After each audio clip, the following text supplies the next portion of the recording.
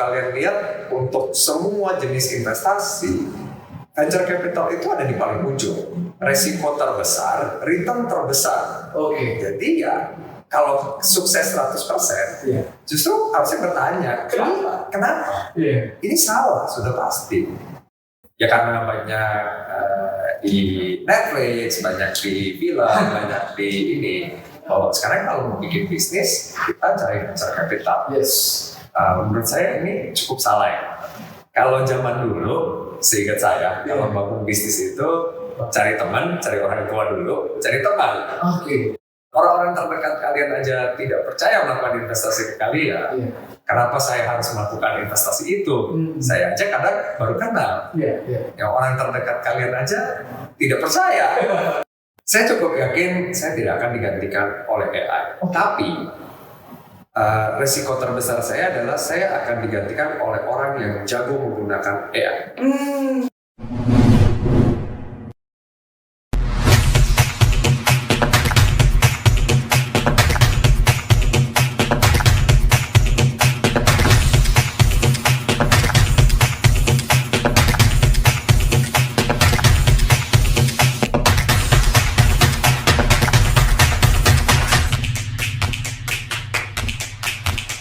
Kemudian nih Pak, kita tahu bahwa startup itu banyak yang bilang menganut prinsip blitzscaling atau pertumbuhan yang begitu cepat. Tapi kan pertumbuhan begitu cepat nih biasanya come with ada inovasi yang mungkin tata kelolanya jadi kurang, atau inovasi yang menyebabkan cash tiba-tiba habis.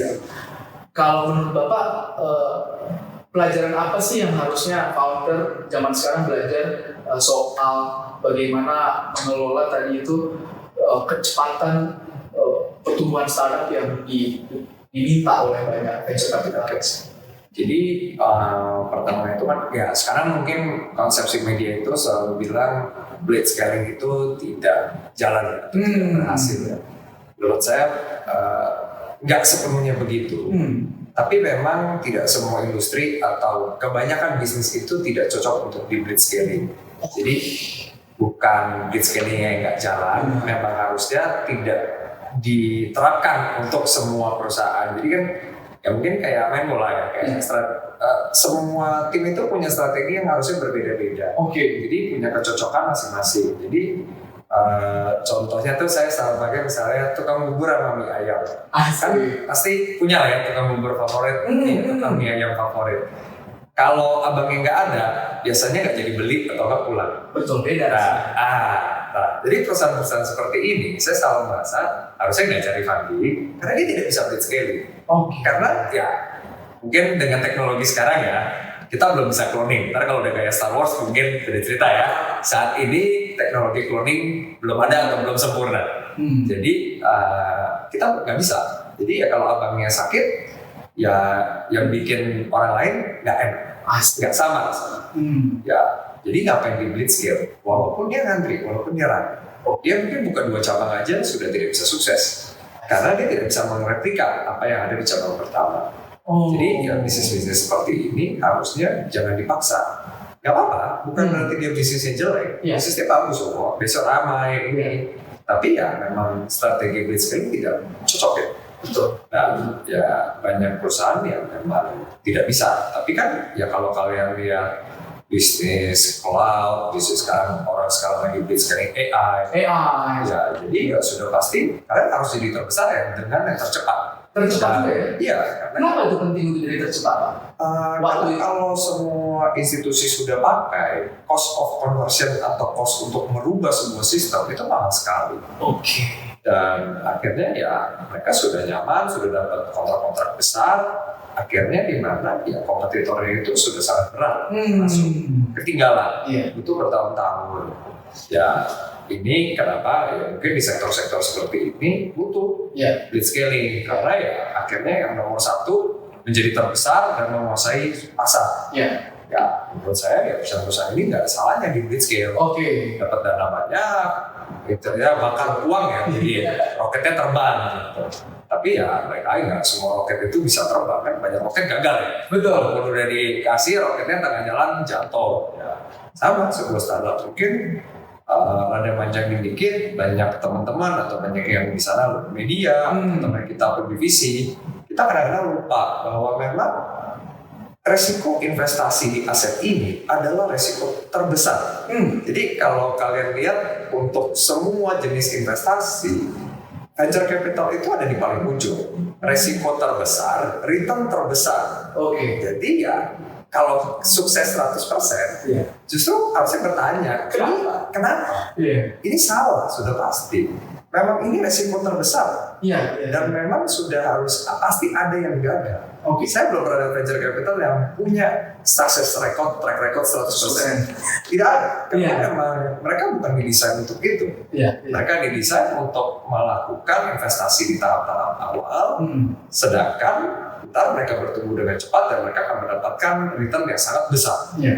Nah, jadi ya memang realitanya itu nggak apa-apa, banyak yang gugur, tapi yang sukses harus lebih banyak. Betul. Wah, menarik banget nih Pak. Jadi banyak nih hal-hal baru yang kita pelajari soal bagaimana memastikan bahwa suatu sektor itu layak di lead scaling atau tidak. Gitu ya Pak. Sekarang ini Pak, terjadi pergeseran antara growth, prioritas terhadap growth dengan prioritas terhadap profitability. Ada yang bilang ini cuma tren ketika suku bunga begitu tinggi. Kalau Bapak lihat nih, ini tren yang jangka pendek atau jangka panjang nih Pak? Kira-kira secara umum, ini kan switching paradigm ya, maksudnya sangat-sangat struktural ya. Jadi setengahnya pasti suku bunga ya. Karena kan ya namanya yang kadang-kadang orang lupa venture capital atau private equity atau investment manager itu sebenarnya adalah pengelola dana. Jadi kita itu adalah manajer investasi, mengelola dana pihak ketiga, dana perusahaan ataupun dana pribadi. Jadi kalau suku bunga naik, sudah pasti pilihan investasi kita itu berubah.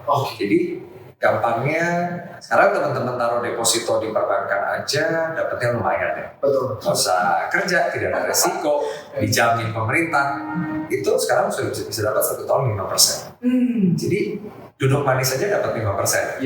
Nah, sudah pasti itu terreflect. Jadi manajer investasi sekarang harus mengambil resiko yang lebih tinggi atau yang mereka marginnya terjepit. Ini kan kalau saya nanti kayak barang dagang ya.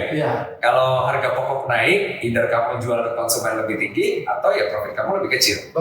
Ya, jadi saya berada mungkin seperti itu. Jadi dana tidak lagi semudah zaman dulu.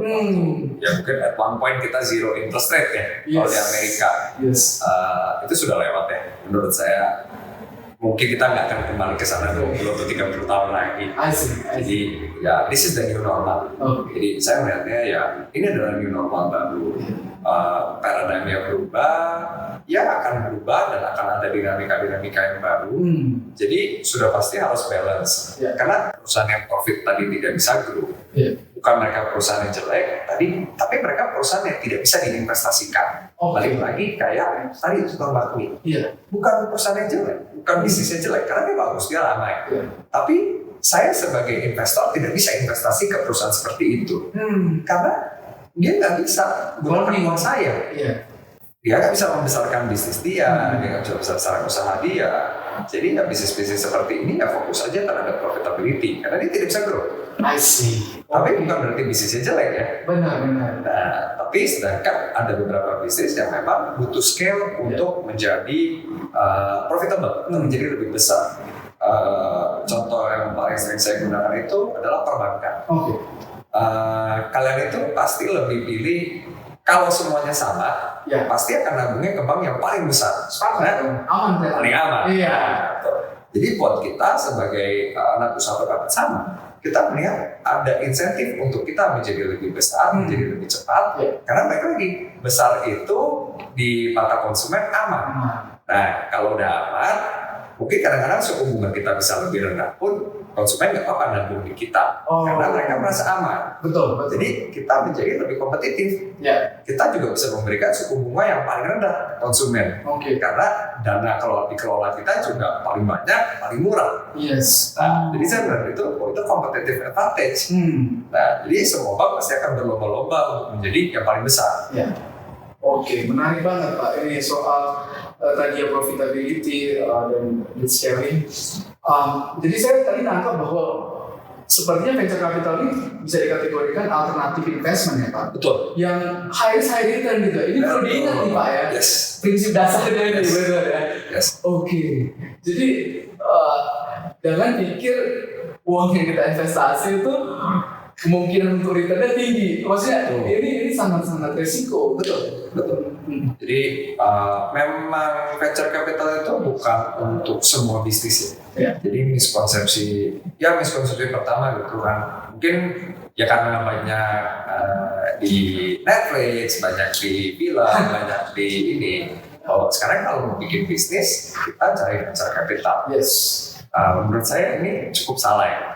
Kalau zaman dulu, seingat saya, kalau bangun bisnis itu cari teman, cari orang tua dulu, cari teman. Oke.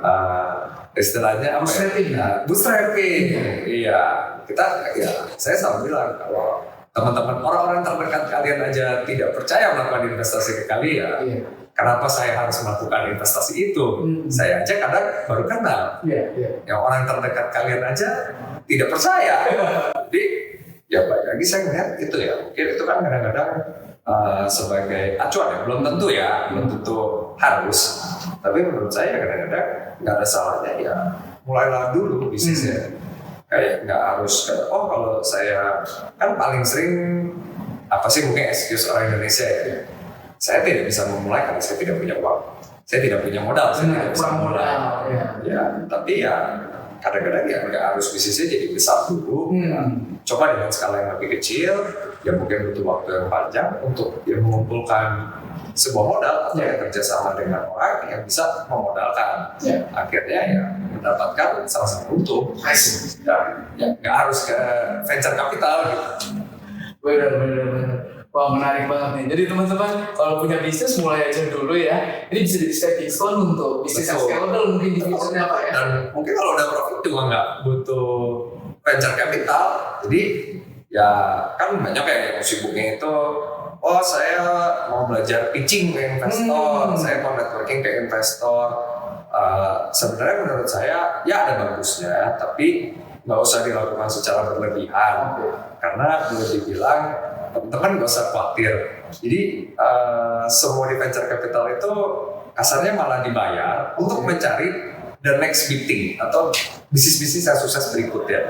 Jadi kalau teman-teman melakukan bisnis yang sukses atau punya sesuatu yang bagus, pasti kita juga nyari, pasti kita akan kesana dan akan jauh lebih gampang. Ini kan sama ya kayak ditawarin pekerjaan sama apply pekerjaan, ditawarin pekerjaan itu kita punya bargaining power yang lebih tinggi. Menurut saya sama aja gitu. Tapi semua itu kadang-kadang sibuknya malah ada yang 1 tahun, ada yang 2 tahun itu sibuk mencari funding. Sedangkan mereka kadang-kadang produknya itu nggak dimulai.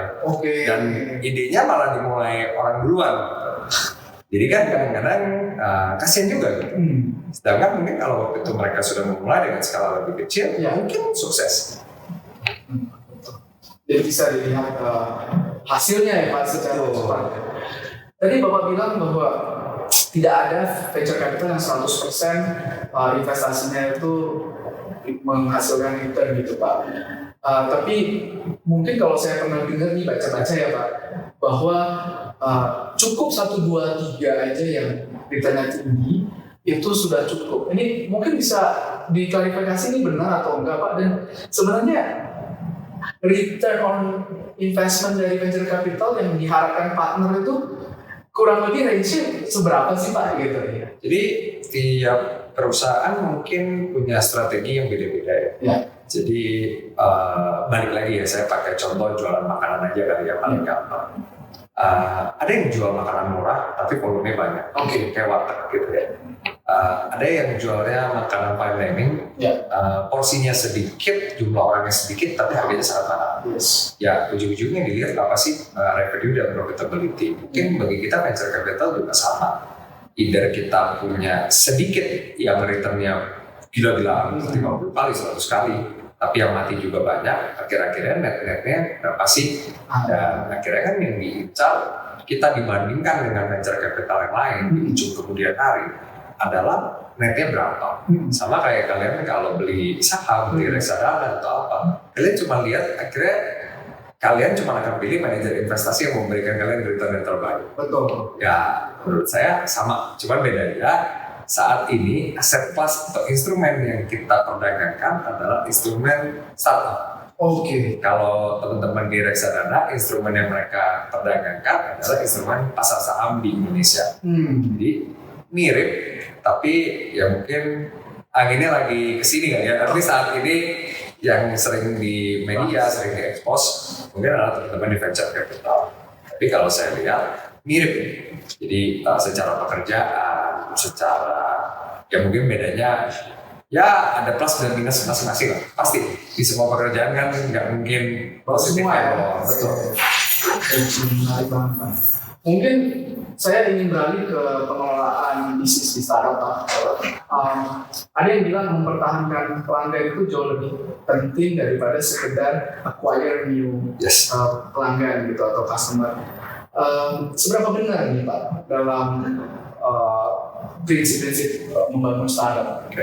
Jadi yang benar itu dua-duanya ya. Saya punya dua tim berbeda untuk offense dan defense. Jadi nggak bisa dipungkiri semua startup kalau mau grow harus acquire new customer. Betul. Tapi kalau acquire new customer tapi istilahnya kayak punya ember bocor ya. Saya perumpamannya ember bocor. Ya, jadi ya bil airnya banyak. Ya bukan airnya tidak tertampung, tapi yang bocor itu banyak. Jadinya lama ngumpulin airnya. Sedangkan kalau orang yang punya embernya bagus, ya terkumpul airnya itu lebih cepat, lebih bagus. Ya, jadi menurut saya dua-duanya penting. Jadi harusnya punya dua tim berbeda. Karena menurut saya ini orang-orang ini akan punya dua mindset berbeda ya. Satu yang ya kayak lagi main bola, yang menyerang itu demennya bikin gol, yang defense itu ya dia cuma bertahan aja. Jadi ya nggak bisa kalau dibalik itu sama-sama bingung. Jadi memang harusnya idealnya seimbang. Betul Pak. Wah, benar banget. Jadi teman-teman pastikan teman-teman punya tim yang diverse yang bisa offense dan defense di startup ya. Kemudian Pak, ini terkait AI. Jadi kita ngomongin AI nih Pak. Saya baca di post Bapak di LinkedIn gitu ya kalau nggak salah bahwa banyak sekali pekerjaan yang bisa dilakukan founder maupun visi itu sedikit demi sedikit bisa dikerjakan oleh generative AI atau bentuk AI lainnya. Masa depan pekerjaan kita gimana Pak? Termasuk saya ini Pak. Jadi at least for now ya. Saya cukup yakin saya tidak akan digantikan oleh AI. Tapi resiko terbesar saya adalah saya akan digantikan oleh orang yang jago menggunakan AI. Saya itu sudah pasti. Anggapnya kita balik ke zaman komputer. Zaman dulu yang di-hire itu yang jago nulis, jago dengerin, jago ketik. Pertama kali mesin ketik keluar, semua yang di-hire itu yang mesin jago ketik itu paling cepat. Jadi kalau saya melihatnya sama, resiko terbesar adalah sekarang itu teman-teman sudah harus bisa menggunakan AI. Itu sudah powerful banget. Memang belum perfect ya, namanya semua inovasi atau teknologi baru itu butuh waktu. Tapi banyak hal-hal yang mereka sangat jago untuk mengerjakan ini. Jadi saya juga. Jadi poinnya sebenarnya mungkin jangan berhenti belajar. Kita tuh harus haus pengetahuan. Jadi saya pun sama. Saya kemarin beberapa bulan lalu liburan ke Bali. Jadi saya coba. Gimana kalau AI yang membuat itinerary saya? Saya tes. Ternyata itu dia cukup akurat. Dia karena juga nggak baca pattern saya, jadi saya sharing email, saya sharing kalender saya biasanya foto-foto. Saya suka ngapain? Dia tahu. Dia belajar. Jadi dia bisa merekomendasikan restoran-restoran yang memang terkenal di Bali untuk kita pergikan. Dan saking powerfulnya dia bisa rekomend kamu mau membuat booking ini atau tidak. Jadi saya melihat, ini udah kayak sekretaris pribadi lagi gitu. Jadi ya tidak bisa dipungkiri ini sudah pasti akan merubah pekerjaan banyak orang. Tapi ya bukan mengeliminasi. Kalau saya bilang kadang-kadang malah juga membuka ruang opportunity untuk pekerjaan-pekerjaan baru. Karena ya sekarang mungkin dulu nggak ada tuh prompter untuk AI, untuk tanya-tanya sama AI. untuk menganalisa. Jadi ya akhirnya teman-teman harus membangun ya balik lagi tadi analytical skills. Jadi sekarang AI itu udah bisa menganalisa laporan keuangan. Jadi sekarang saya kalau mau menganalisa laporan keuangan, saya bisa upload, AI-nya bisa baca. Oh, revenue-nya naik berapa besar, naik berapa ini, AI itu sudah bisa. Yes. Nah, tapi AI tidak bisa mengambil keputusan. Betul. Baik lagi, AI can power decision, tapi AI cannot make decision. Baik lagi, decision-nya human. Betul. Jadi saya nggak gitu takut ter-replace, tapi saya harus berubah. Oke. Jadi learning ya Pak ya? Iya, kita ya constantly learning. Constantly learning. Wah, benar banget. Ini saya di Kartu Prakerja juga menganggap hal yang sama Pak. Kita ingin seluruh masyarakat Indonesia ini bisa belajar sepanjang hayat. Betul. Iya, rupanya 90% dari angkatan kerja kita yang 140 juta ya Pak, itu nggak pernah ambil pelatihan seumur hidupnya. Iya, jadi kita pengen ngurangin dari 90% jadi 80, mungkin sampai 0 yang nggak pernah ambil pelatihan. Iya, tadi menarik yang Bapak bilang soal generative AI itu orang yang berhasil adalah orang yang mampu memanfaatkan AI atau AI skillsnya tinggi ya Pak. Ada satu hal juga yang mungkin membuat orang agak deg-degan dari sisi struktur ekonomi, di mana katanya AI ini bisa menyebabkan kesenjangan. Jadi ada beberapa organisasi atau perusahaan yang akan menguasai sektor ekonomi yang lebih besar dibandingkan sisa dari perusahaan atau organisasi lain. Ini kemungkinannya kecil atau besar atau seperti apa nih Pak? Ya kalau kita mungkin ngelihat historical mundur kali ya. Jadi zaman dulu ya kan saya juga nggak ada kalkulator lah ya mungkin. Kita mulai dari kalkulator. Akhirnya keluarlah teknologi kalkulator dengan mungkin microchip dengan tenaga yang lebih besar. Keluar komputer, akhirnya keluar software computing. Ya mungkin sekarang saat kemarin ini ya udah di generasi handphone. Ya boleh dibilang sekarang handphone kita sudah sama kuatnya sama PC. Betul. Dan ya akhirnya itu merubah ya. Ada company yang gugur, banyak company yang di 10-20 tahun ini menjadi company terbesar. Dan saya nggak ya sama ya. Ya perusahaan-perusahaan makanya semua lagi berlomba. Mungkin AI is the next big thing. Saya harus menguasai ini. Kalau perusahaan saya tertinggal. Jadi kan kalau kita di kelas-kelas teman-teman di sekolah bisnis, paling sering itu digunakan example Kodak sama BlackBerry. Jadi buat saya kebetulan saya sekolah, jadi BlackBerry itu kotanya tidak jauh dari sekolah saya. Saya ingat banget waktu saya sekolah, saya mulai sekolah di tahun 2008. Semua itu berlomba-lomba untuk di-hire oleh BlackBerry. Itu waktu itu perusahaan teknologi nomor satu yang diinginkan untuk mahasiswa-mahasiswa untuk bekerja di situ. Waktu saya lulus tahun 2012, tidak ada satupun yang mau bekerja di BlackBerry. Wah, dalam 4 tahun udah nggak ada yang mau. Jadi karena salah satunya iPhone itu di-invent kalau nggak salah tahun 2007. Jadi waktu 2010-2011 BlackBerry itu hilang, tertinggal oleh iPhone. Jadi ya akhirnya kayak tadi sama ya, akhirnya ya kenapa kita perlu belajar, kenapa kita perlu meningkatkan skill kita ya. Kalau kita tertinggal, karena ya selalu ada ya saya tidak boleh pernah nyaman di posisi kita sekarang karena ya selalu ada yang mau di posisi kita, selalu ada, dan itu bukan berarti buruk ya. Jadi orang-orang ambisius itu bukan buruk. Dan memang menurut saya dibutuhkan. Ambisius itu bagus. Jadi itu mengejolak membuat semua semakin semakin semangat ya. Benar. Jadi kalau semua orang-orang yang pintar, semua orang-orang yang sukses, akhirnya ekonomi maju, negara maju, ya akhirnya kesejahteraan juga naik, meningkat. Betul. Ya bukan berarti ya tidak ada yang tertinggal ya, karena kan ya banyak hal, ada yang mungkin malas, ada yang sudah nyaman dengan titik saat ini, ya masing-masing orang beda-beda ya. Menarik banget Pak. Jadi kita harus terus lifelong learning ya, buat individu iya, buat company iya, apalagi dengan dinamika yang lebih cepat sekarang ini ya Pak. Tadi saya juga tertarik dengan yang Bapak sebutkan soal bagaimana venture kapitalis itu memilih perusahaan. Nah, kalau menurut Bapak nih Pak, saat memilih perusahaan, Bapak memilih jokinya atau kudanya? Artinya memilih founder atau ide bisnisnya atau kombinasi keduanya, seperti apa Pak kira-kira prosesnya? Jadi balik lagi kombinasi ya. Jadi banyak orang itu selalu bilang inilah foundernya karena bisnisnya bisa diganti, orang itu tidak bisa diganti.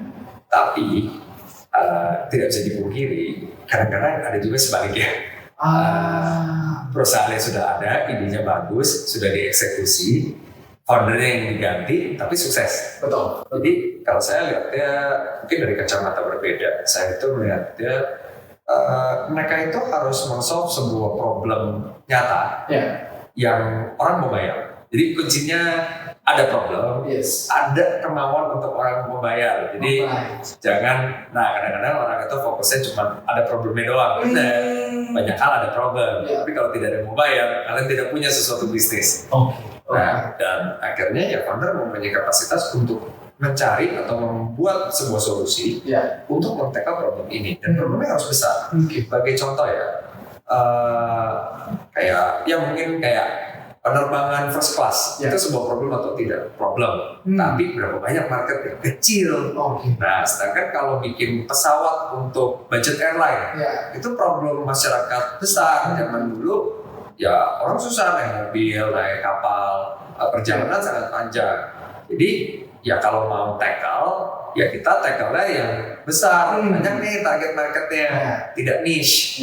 Nah, ya kalau kita venture capital biasanya mencari sesuatu yang target marketnya itu kayak mass market. Karena mass market itu besar, semua bisa menggunakan. Nah, kalau yang terlalu niche banget, ya mending jadi profitable bisnis aja. Ya, baik lagi, nggak harus diinvestasikan. Menarik banget Pak. Ini mungkin pertanyaan terakhir Pak. Boleh. Tadi Bapak bilang salah satu habit seorang venture capitalist adalah lifelong learning, belajar sepanjang hayat. Ada lagi nggak ya Pak habit-habit yang Bapak temui itu sangat berperan dalam kesuksesan visi ataupun startup sekarang ini Pak? Ini saya lihatnya orang-orang biasanya di industri ini yang sukses itu punya suatu habit. Saya pernah curiosity, rasa penasaran. Jadi ya nggak tahu gimana, rata-rata orang ini ada kadang-kadang baik, kadang-kadang ada jeleknya juga. Jadi mereka itu selalu penasaran dengan gimana cara bisnis bekerja, kenapa orang ini sukses, kenapa orang ini gagal. Jadi mereka selalu pengen mencari tahu. Jadi saya sebagai contoh, jadi waktu awal saya masuk industri, waktu itu kebetulan saya sempat melihat bisnis. Saya kerja di bisnis parking, di bisnis logistik. Jadi bos saya selalu men-challenge. Kenapa kamu tidak pernah menghitung apa yang ada di dalam truknya? Emang kamu nggak pernah penasaran? Kenapa orang itu bisa membayar truk kita semahal ini? Sebenarnya bisnis mereka sebagus apa? Nah, jadi saya rasa, iya ya. Kalau dia bisa bayar kita semahal ini, pasti bisnis mereka jauh lebih menarik dan jauh lebih bagus daripada bisnis kita. Kalau enggak, mereka nggak bisa bayar. Dan akhirnya habit itu stay. Itu selalu stay ke saya. Sekarang kalau saya makan di restoran, saya ke toko kopi. Kalau mereka ramai, kadang-kadang saya itu punya curiosity langsung, coba ya, saya hitung bangunnya ada berapa ya. Saya bisa estimate nih, omset pendapatan dia 1 bulan berapa, untungnya berapa. Mungkin ini bisa jadi target investasi saya. Nah, jadi ya kadang-kadang ini ya, curiosity ini penting gitu. Jadi kita selalu pengen tahu, selalu tidak pernah puas. Kita selalu ya mencari jawaban. Dan akhirnya ya kadang-kadang ya itu yang membuat sukses gitu. Tidak puas dengan kondisi saat ini. Wow, menarik banget nih Pak Daryl. Teman-teman jadi dengar sendiri tadi ya bahwa be curious itu penting sekali. Untuk stay foolish ya itu merasa bahwa kita masih harus belajar itu penting banget ya Pak. Luar biasa. Baik, teman-teman, terima kasih atas waktunya, dan saya rasa teman-teman banyak belajar insight-insight tentang venture capital dan juga startup dari Pak Daryl. Terima kasih banyak nih. Sama-sama. Terima kasih udah diundang. Sehat terus. Sama-sama. Mudah-mudahan nanti diundang mau lagi ya Pak. Siap, pasti. Terima kasih banyak Pak Daryl. Baik teman-teman, jangan lupa untuk dengarkan terus episode Hive Intelligence ini. Jangan lupa subscribe, like, dan komen episode ini. Dan sampai jumpa.